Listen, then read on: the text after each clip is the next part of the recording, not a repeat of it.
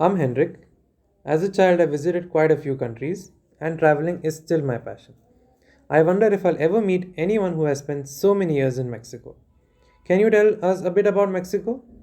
Earthquakes, gang wars, religious faith, car racing, whatever. Thank you, Hendrick. First, I want to make a note of the fact that you have traveled quite a bit. I wish you all the luck so you travel some more and then some more. I'm Hendrick. As a child, I visited quite a few countries, and traveling is still my passion. I wonder if I'll ever meet anyone who has spent so many years in Mexico. Can you tell us a bit about Mexico? Earthquakes, gang wars, religious faith, car racing, whatever. As they say, como Mexico no hay dos. That is, there is no other country like Mexico, and that is true. So it has got all sorts of things that you can imagine and then some. So earthquakes, gang wars, all sorts of things go on all the time. But let me tell you about something somewhat more pleasant. So let me tell you a personal story about Mexico City. I used to live in a place called Guadalupe Inn, and my university was fairly close to that in a place called San Angel. And the reason why I bought that apartment was because there was a bus that would go from the nearest metro station to the university every hour on the hour.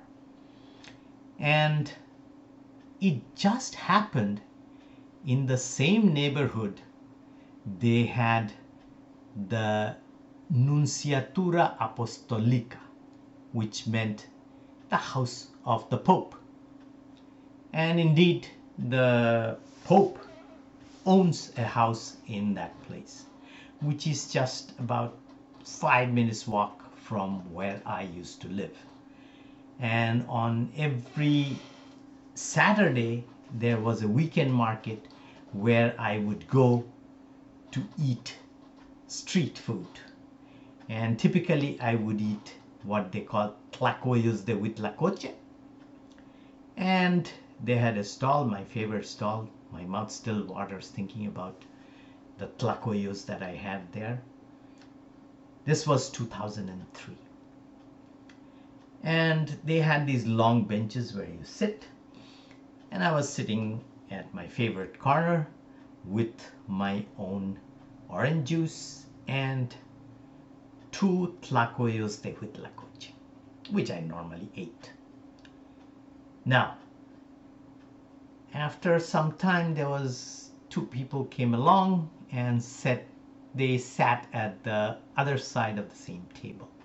And there was some commotion about, obviously some people recognized one of them and said something. And that gentleman said nothing about that, but instead he said to me, Mi nombre es Jorge, mucho gusto. That means, I am George, very nice to meet you. So I shook his hand, and that was that. And then he sat down to eat, and he was talking to the other person. And the other person says, so how do you like this food? He said, No hombre. And he said, it's like, my God. And then he says, it's really, really good. And then he says, this beats eating your own cooking. So obviously he was making his own food and now he doesn't have to. And that's why he was relishing it even more. At that time, I didn't realize who this gentleman was until a little later I found out that he was an archbishop from Argentina. And then he became the cardinal in Argentina. And 10 years later, he became the current Pope, Pope Francis.